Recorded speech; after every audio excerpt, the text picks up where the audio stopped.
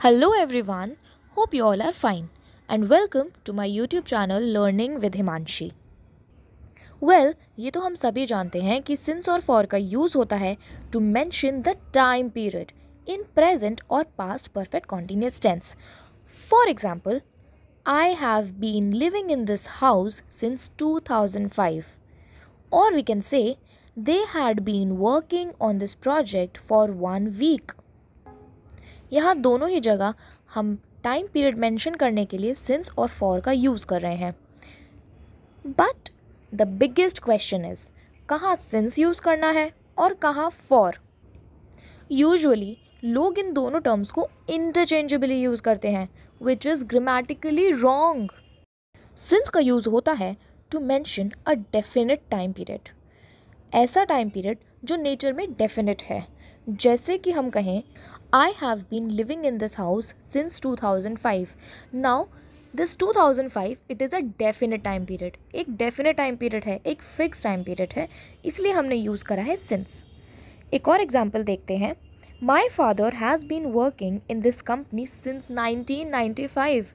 Now which is again a definite time period. या फिर मैं कहूँ Geet has been learning to swim since July. Now July is again a definite time period.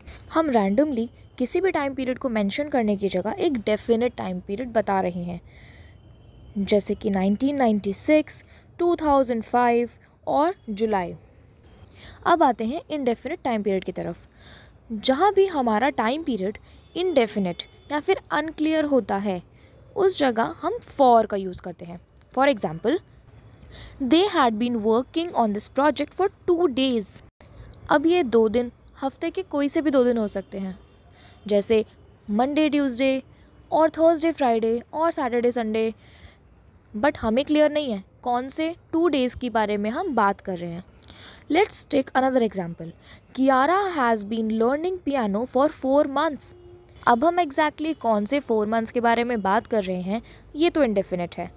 इसीलिए इस तरह के टाइम पीरियड को इनडेफिनेट टाइम पीरियड कहा जाता है, जिसमें हम फॉर का यूज़ करते हैं. आई होप अब आपको ये डेफिनेट और इनडेफिनेट टाइम पीरियड का डिफरेंस अच्छे से क्लियर हो गया होगा. ऐसे ही और भी इम्पॉर्टेंट इंग्लिश ग्रामर कॉन्सेप्ट्स के लिए जल्दी से मेरा चैनल सब्सक्राइब कर लीजिए, so that you will never miss an update. Thank you for watching.